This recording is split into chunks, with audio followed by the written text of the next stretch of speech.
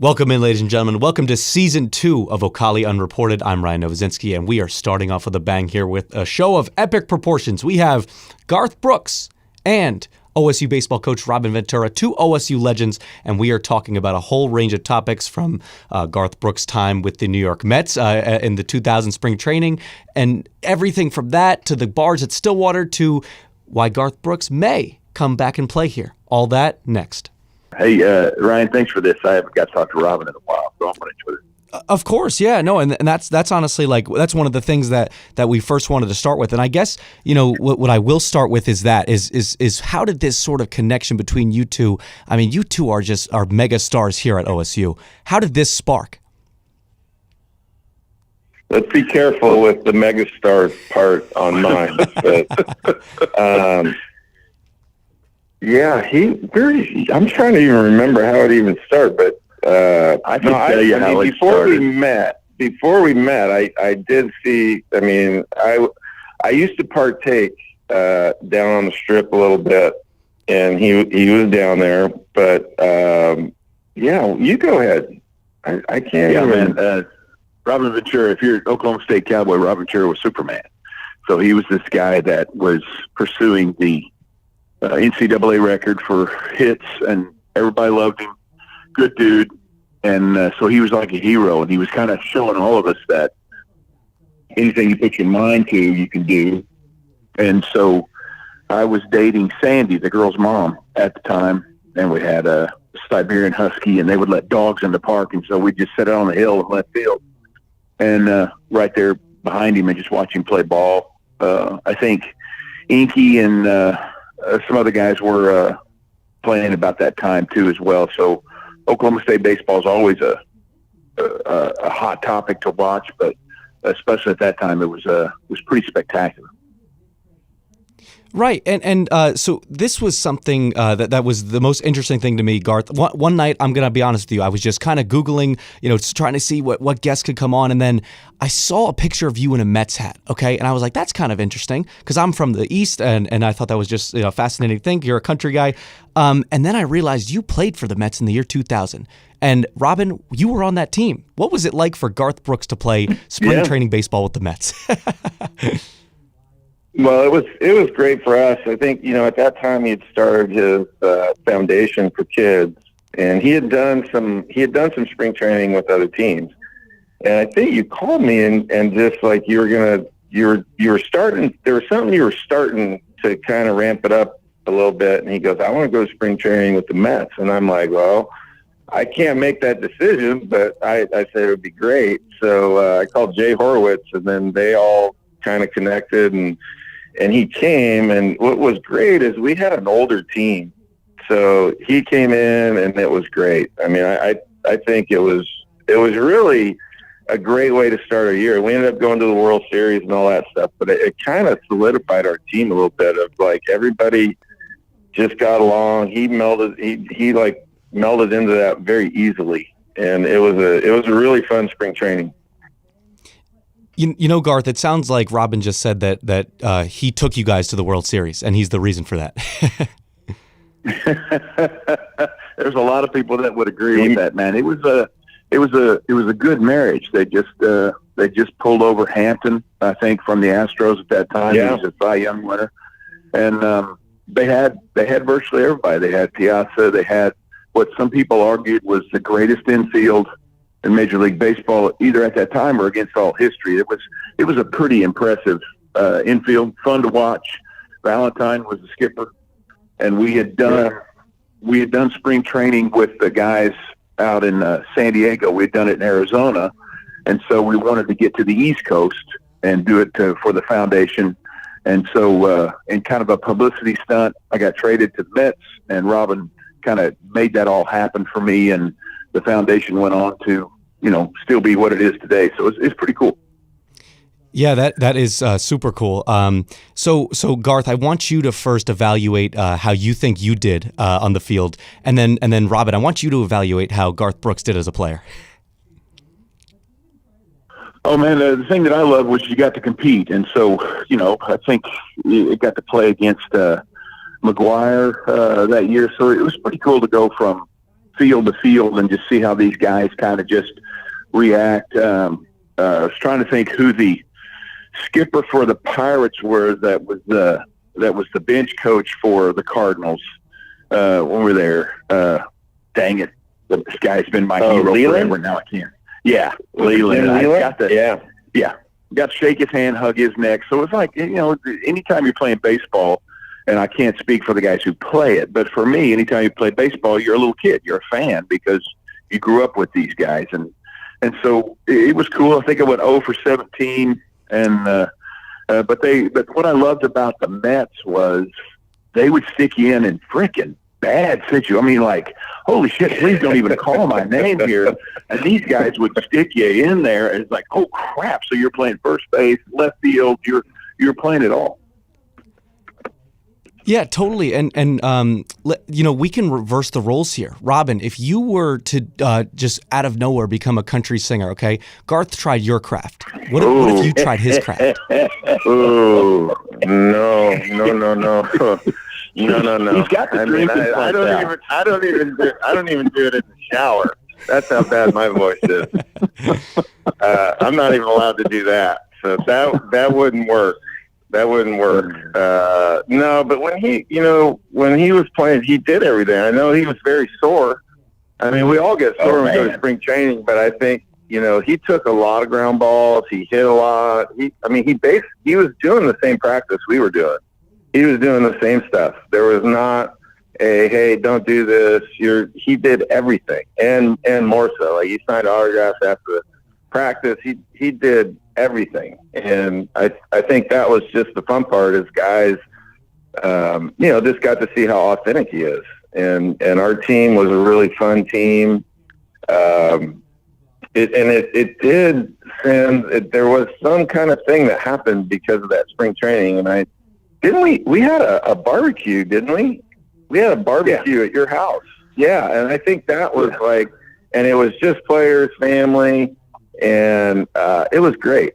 I mean, I had to cook the whole thing, but other than that, it was a really fun, it was a really fun party. But I think, there's a lot of guys that still remember just kind of how that kind of meshed the whole team together. So, he was put in a lot of situations where you look, go, ooh, this guy's not even easy matchup for major league player hitters. And they just put him in there and you're like, all right. And he would take a shot at it. So it was just a very fun spring training for us. Right, and it sounds like it would be. Garth, I want you to sort of evaluate what is more difficult. Is it more difficult to hit a major league fastball, or is it more difficult to sell out Arrowhead Stadium and perform there? Oh man, I got to tell you, the thing was wild because what baseball does is it trains you. So you're out there with this little frickin' stick and tennis balls coming at you at 100-something miles an hour. They got numbers on them. You got to call it. I mean, they get you ready. So I'll tell you this. Making contact in Major League Baseball wasn't impossible. It was trying to hit it where these guys weren't. Because once you put it in play, then you got 9 of the greatest athletes that are going to make sure you're never going to get close to first base. So it was a challenge every time with everything. With everything that came up, Brian, it was just a challenge. It was a challenge to get your uniform on right because they got certain rules. It was a challenge to, to warm up. And when you do all this in front of people, I don't see how they do it. And most of these guys, too, Ryan, try to remember, most of these guys are freaking 20 years old. How do you do that at that age? So just endless respect for professional athletes. Yeah, right. And Robin, I guess you can be the one to crack this code for us, crack the secret for us. How do you do it? Or how did you do it? I try not to think about it because I think the more you think about it, it gets harder. So I think you've done it over time and you have to kind of trust it and just do it. And it's probably easier to explain to somebody that's done it, but it's just, you just do it. And I think as guys go along, you get used to, I used to always use the phrase that you have to be comfortable being uncomfortable trying to hit in the big leagues because it is hard. And I think when guys get frustrated, that's part of it. Is they go, I don't feel comfortable. I'm like, well, you think anybody feels comfortable when somebody's throwing that hard? They don't. They don't. But you finally get to the point where you're comfortable that, yeah, I'm never going to be comfortable trying to do this, but I'm going to do it anyway. Yeah. And, and we'll switch gears a little bit here. And I want to talk sort of about something we had talked before we started recording here. And Garth, you had said, or Robin, you had said that, you admitted that you're a student here at OSU now. And Garth, I want to know if you have any advice for Robin in his class efforts. Hey, Robin, what are you doing? I am the student coach for baseball, and I never finished my degree because I left after my junior year. Sure. So that was the position to fill. So now that I'm taking classes, and right now I've got some business classes in the organizational management department. So I'm trying to learn how to do that. Oh, cool. Oh, Ryan, you can help me out because you probably know this. Barry Sanders left after his junior year, but he got his degree, didn't he? I believe he did. Yeah. And I'm going to look it up. He probably didn't waste his opportunity at Oklahoma State the 3 years he was there. No way. His school. Hey, I'm not saying I have to take 4 more years of it. It's just when you wait 30 years to come back and finish it, a lot of that stuff doesn't apply anymore. It doesn't. Right. Amen. The old PE class doesn't really work for your degree.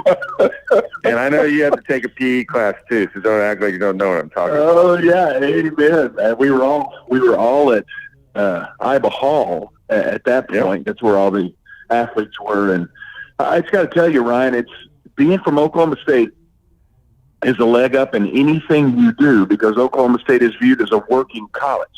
It's not a Hollywood college. It's not a pretty college. It's a working college. And so when people know that your university is Oklahoma State University, they look at you very different in the professional world no matter what you do because everyone from there that they know are all guys that will roll up their sleeves and just get to work. Yeah, that's true. I mean, there's a very good mindset of that here that I see people are. I've heard someone say nobody outworks Cowboy, and I think that's one of the more interesting quotes that I've heard. Yeah, and I'll tell you what I told my kids: manners and work ethic will get you 95% of where you want to go in life. And so, it was really of the things that you're proudest of, other than my children and being married to the love of my life. It would have to be. I'm an Oklahoma State Cowboy. And that for me, that puts me in any race and anything I want to do. So true. And Garth, when you were here, and I see it, I still see it at the Willie's Bar when I go there. I see newspaper clippings of you performing there. Your legacy ever since you graduated, and I'm sure Robin can attest to this. I mean, it's just grown tremendously. Your song "Friends in Low Places" it's a tradition here now. Do you realize truly how much your legacy has grown at this school since you graduated? Well, I got to tell you, and Robin's it's probably this way with baseball. You just take high school into college and college into pro. All I did was take Willie's into the record label, to actually a record label artist. But if you came to see us at the Wynn, if you see us anywhere in concert, at some point it's going to go back to that guy and a guitar, just like Willie's. So it's, we ended every night with American Pie, and the last time I got to play was Lincoln, Nebraska, 91,000 people. The last song we did was American Pie. So I don't think, and Robin can probably attest to this, I'm not sure what you have in high school and college changes that much when you go pro. It's just you get to either do it more or get to do it on a more visible level, I guess. I'd say that's true. It's all the same. Even coaching, college kids, you're still coaching the same stuff. It's just you're not in a big a stadium. You might not have, the visibility of the TV being national, but all of it's still the same when you really get down to it. And that's the part that I think is fun, is that you still kind of have that in kind of your brain, that you can still be your 12-year-old self or your 18-year-old self. Yeah, no, that's an interesting point too. And when I looked at just at the game the other day, and even at the bars afterwards, I mean, friends in low places will just be playing, and then people are just they're just singing it, and they know every single word to that song. And Garth, did you ever realize that this might happen, something like this might happen while you were at university at OSU? No, I mean, you ended the night at Willie's with Piano Man, or You Don't Have to Call Me Darling, you never call me by my name, American Pie, any of these songs you sing and you go, man, how cool would it be to be associated somehow with one of these kind of songs? And never saying Friends in Low Places is on the level of American Pie or Piano Man. With that said, it's hard to find somebody who doesn't know the words to it. So it sure makes my job easier. Robin and these guys with the Mets, they're all fired up about their locker room and all this stuff. And I'm like, you guys don't know how to do this. So you need to walk into a stadium where everybody in the stadium's for you. Not half of them, and not half of them are booing you, and half of them are yelling for you. And what they call buses aren't buses at all, right? So it was fun to compare the two worlds, and it was very sweet for them to let me in there. But yeah, it's pretty cool that you get to go out and already kind of know what's going to happen before you get out there. They just came to sing. So all you got to do is just tee it up. Yeah, so true. And Robin, what is this? What is something like that? I mean, Garth keeps talking about this from a baseball perspective too, and in your world, what is it like for you to see all this since your time at OSU? I mean, you obviously played a long baseball career. You were the manager of the White Sox, and now you're back here at your alma mater. What is sort of this progression looked like from your perspective, and seeing people, just started to notice you more. Like being back here, like we're in a beautiful brand new stadium. It's changed a little bit. It's not the little quaint one that used to be there. It's a little bit bigger. It's nicer, but deep down the philosophy or the history or whatever, transcends over time is still there. And I think you still see the same people. When I come in here and we have games, you still see the same people that have been coming to games for years. And, coming back, it's like you're asking, like, why are you doing it? And I'm like, there was really no time in my life that a place has been so impactful for the trajectory of what happened to me in my career or anything else. Like, I kind of came here kind of a shy kid from California, but you leave, more mature and proud of where you came from. But this place really changed my life. And I think that's part of me coming back and doing this is the only place I would do this at. And I'm happy to be here. Yeah, that's a great statement. The launching pad that it provides, not just the place itself, but the people that are there.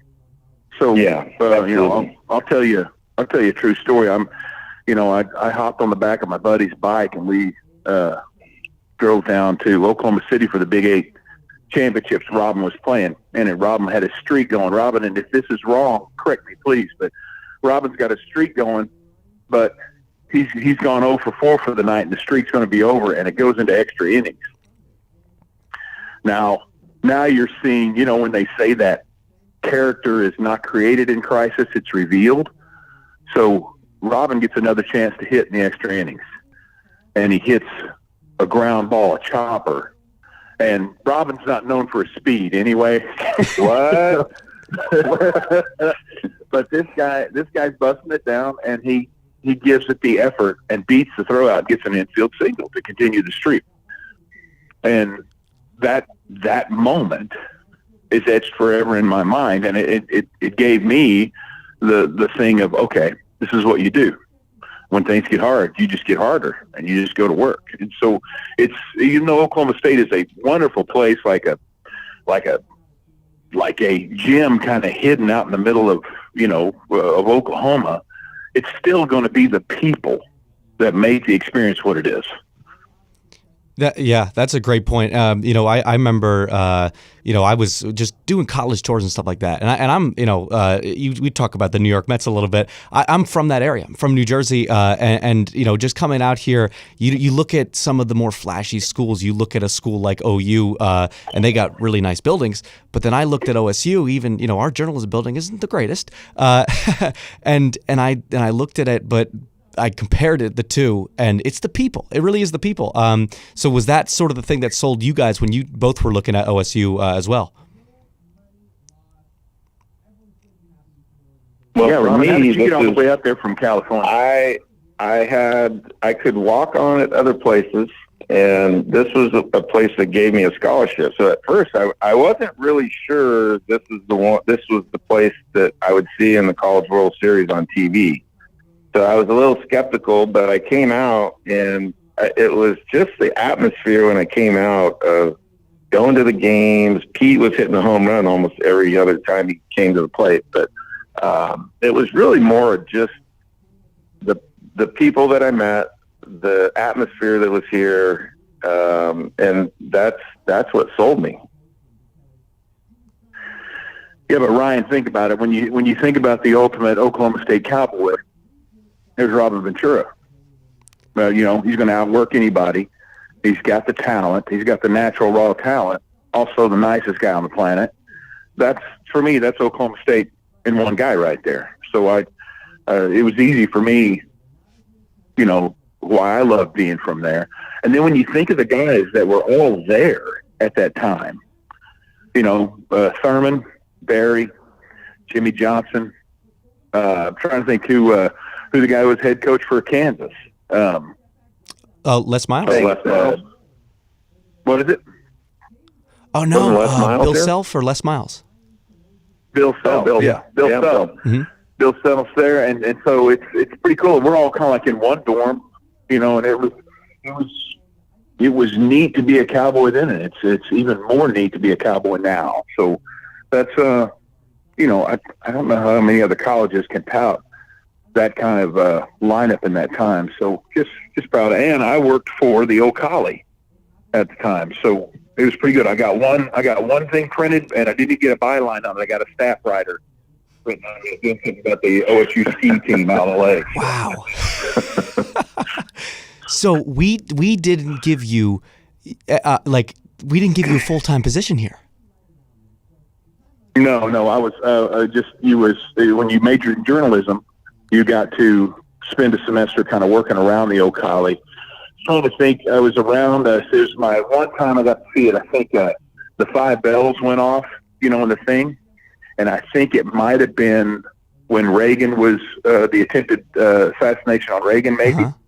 But it was pretty cool to be around the room and hear that 5 bells and go, "What the hell's the 5 bells?" And everybody screaming and running to this big ass box, kind of like a telex or something. And that's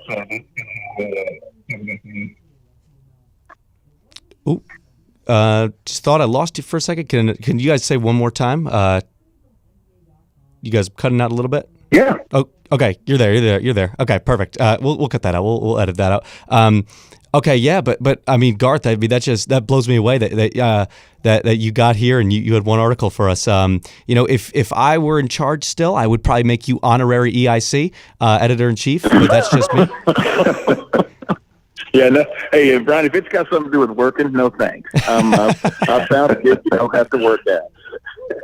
And I was you're gonna love this, Garth. Is one day I was I was looking at my roster for, I think it was microbrewing class, and I'm looking down and I see in it, and it says, just like a little class profile. It says Robin Ventura, or it says Ventura, comma Robin, and I'm like, as a baseball fan, I'm like, this is the craziest stuff ever.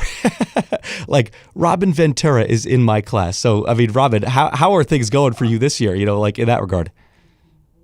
In the classroom, it's going. It's a lot of work. It really is. I think I never thought I'd actually work again, but this is actually work, and it's hard because by the time you get to the ballpark and you're doing stuff, it's the same as managing or coaching anywhere else. But then you add on you're staying up till midnight. You got to get a paper in by midnight, and it's late nights and early mornings. is when I can do my school stuff. But it's very interesting stuff, and I think, you know, I'm lucky to be able to do it. But it is some work, and it's a grind right now.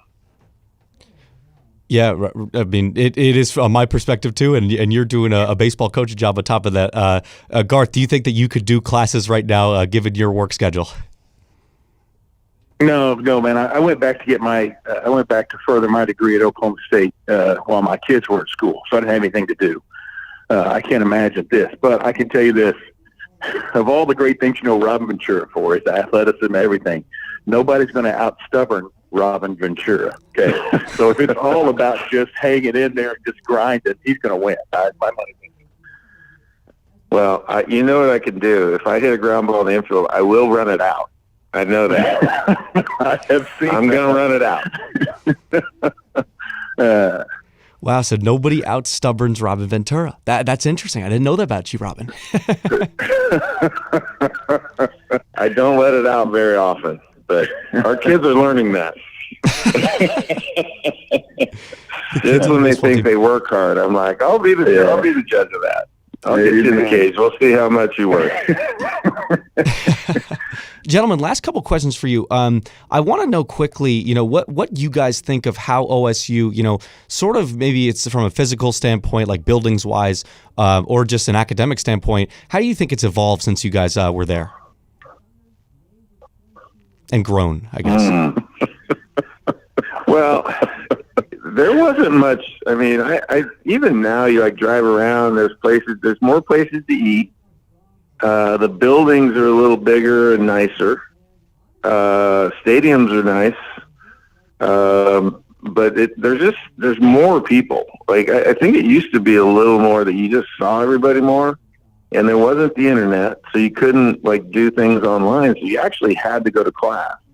And I think now it's missing a little bit because you don't actually sit in class with people.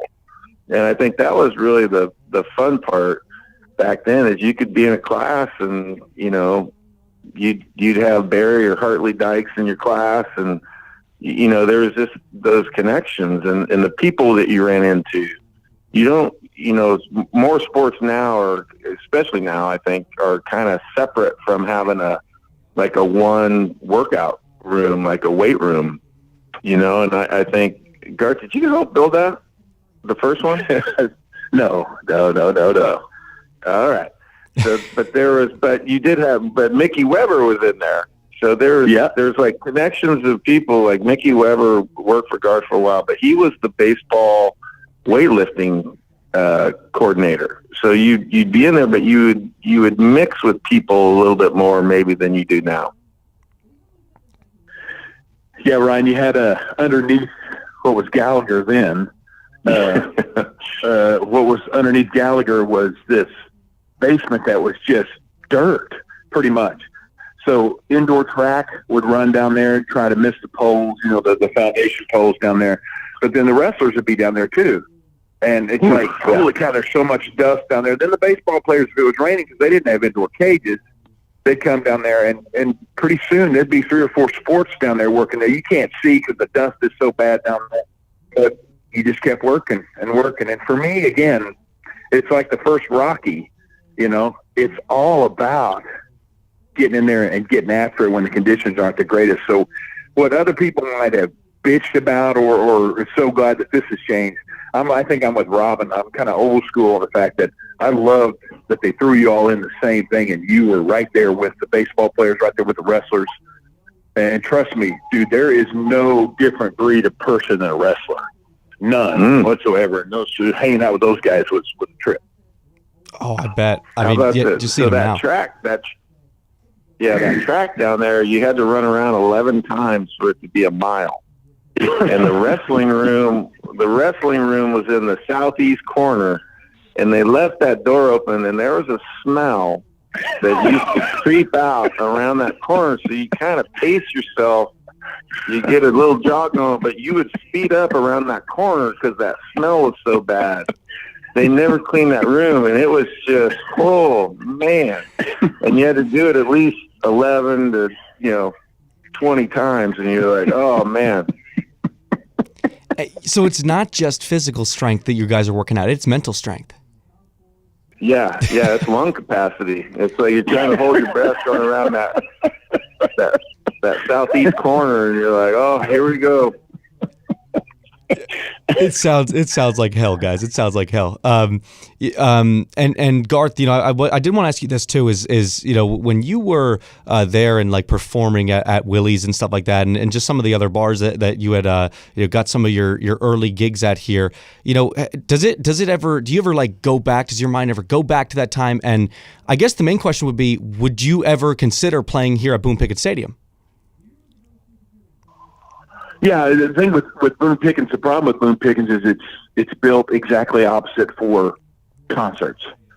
Load in, everything's at the different. It's not built for how we play in the round stadiums. If we were presenting it, if we were front on, it'd be fine. But since we're a 360, the stadium is built more in a U, and where the opening of the U needs to be is exactly opposite of where it needs to be. So logistically, it's not possible to play there. Would I want to play there? Oh, hell yeah! I mean, that'd be like ordering 2 buffets at a pizza joint. It'd be fabulous, and there's no better place to play, because again, when your workers show up and the workers are in the seats, and those workers are going to work all night, you don't have to. So that's what's fun about anything at Oklahoma State is it's going to be a party, it's going to be fun, it's going to be sincere, and it's going to be loud as hell. I could not have said it any better myself, and that's why I'm glad that you said it, Garth. Is there any sort of way that you're trying to make possible to come play here? I mean, there's a whole movement. People are saying Garth to BPS and stuff like that. Is there any possible way to perform here at OSU, or did they just need to, kind of get a better facility that manages concerts better? No. You're not going to get a better. Hold on, Ryan. This has to go through me first. He always calls me first before he does these things. So that's right. We'll talk about it later. And Ryan, I got to tell you, if I had a place to pick to play there, it'd be Willie's. Oh, look at that! I would love to play Willie's again. Dang. Well, you know what, Garth? I'm going to have to go and, all right, and I'm going to have to have an ice shot my Willie's bike tonight. over there. Hey, Robin, can you do something about the pitchers of beer? You want to set the price on it? Or? Well, if they were like they used to be, there used to be 25-cent long necks on Thursday night. I'm just saying, I heard about it. Yeah. I heard about it.